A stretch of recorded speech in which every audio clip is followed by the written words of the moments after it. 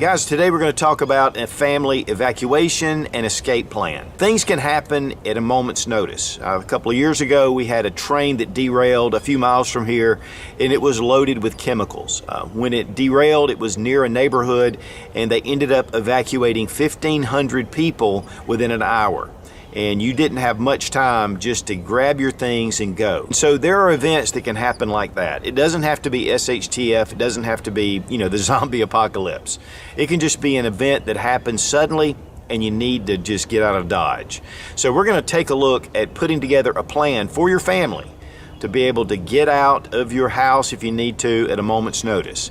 Now again, this isn't a bug out plan. This isn't putting together, a total survival plan. It really is to get you out of the area. Now guys, this is third in a series to get your family prepared. And the first is having a family action plan. Something could happen right around the house, and just having a plan in place to protect your family. Also, the second video was about having survival supplies or emergency supplies. And not only having them in place, but having them in something that you can pick up and take with you. And that's going to be part of what we're going to be talking about today. Having just a plan in place. Once you get it in place, you're good to go, and you have your family on board and they know what to do. Now, one of the big things that you need right up front is communication. You need to know that something's going on, and it's one of the problems that we have. A lot of times we don't listen to local news. We get a lot of our news off of national news, off of Instagram, Snapchat, whatever, Facebook. So it's really important to check in on local news. You can also get alerts, especially emergency alerts in your area. But one of the big things that's needed is something that is a small radio. This is battery powered. You don't have to worry about the power, being out. This is also solar, and it also has a hand crank. And there's a ton of these different radios out there. They're weather radios, they're emergency radios. Typically they have shortwave. There's a number of different ones out on the market. And so this is really a great option. I mean, here we've got our solar panel. If we need to, of course, we have our antenna. And then right here on the side, we have a little hand crank. And so this is going to be able to charge this up in case the batteries go dead. So this, again, guys, is not necessarily for even SHTF. This is also just for weather.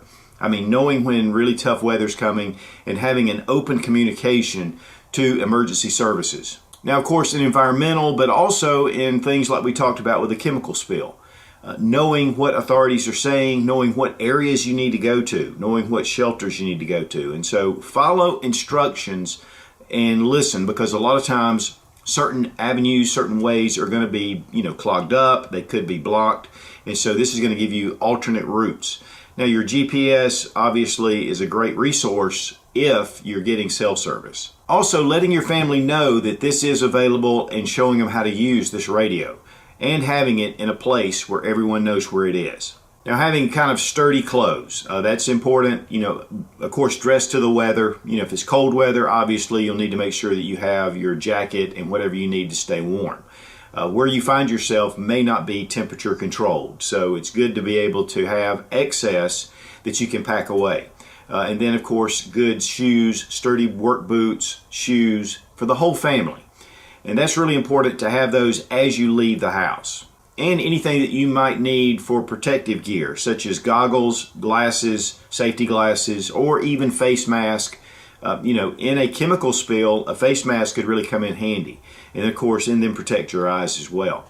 Now, one of the things also is your emergency kit, making sure that everyone knows where your supplies are. Now, of course, I'll have it annotated right here, but we did a video, the second in the series, on putting together your survival supplies or your emergency supplies. And this does include extra clothing as well as what you have on. But it also has all the other things that you might need in an emergency situation. Now, this, again, is not about bug out. It's not about SHTF. This is a regular emergency that could happen at any time. Now, the first video was talking about a family action plan, and you need to have a diagram of your home, especially like a fire. If a fire breaks out, you want everyone to be able to know the exits, way to get out. If you have a second story, which we do, we have an emergency ladder where we can drop it down. It's one of those collapsible ladders, just rolls out. We have a fire extinguisher up there. We have a fire kit to go along with our regular fire alarm. Also, knowing where each of your different utilities are. So a diagram of your house showing ways out, which everyone should know, but it's really good to kind of go through it and do a drill. Now this is a rough diagram of the house, and it gives everyone information on what to do. Going out the front door, of course, is natural, or this door that we come out of the kitchen. But sometimes you don't think about going out the back door. And then having other escape routes, whether it's through the back window. We have a fire ladder right here and a fire kit, and you can go right out this window if you need to. And then, of course, obviously down the steps. And so having this already laid out is just, I know it seems intuitive and just easy, but it's definitely something you need to at least discuss. Then we also have our supplies right here. If I had red, I would have marked that in red. And then we have our water shut off, our power, and again, we want to show our family how to turn these off if we need to. And then having a meetup place. Here at the top of our driveway, we have a place that we just designate, and this is where everyone meets. In case there's a fire or in case there's any kind of emergency situation, we meet right here. And you may want to supply one of these for every member of your family, or you may want to put it up in a location that's really easy to find. And that also applies to emergency numbers, medical, friends, different things like that. Make sure that everyone has those emergency numbers in their phone, but also as a hard copy. Knowing where you're going. A lot of times, in a temporary situation, you may be going just to a hotel, you may be going to a shelter.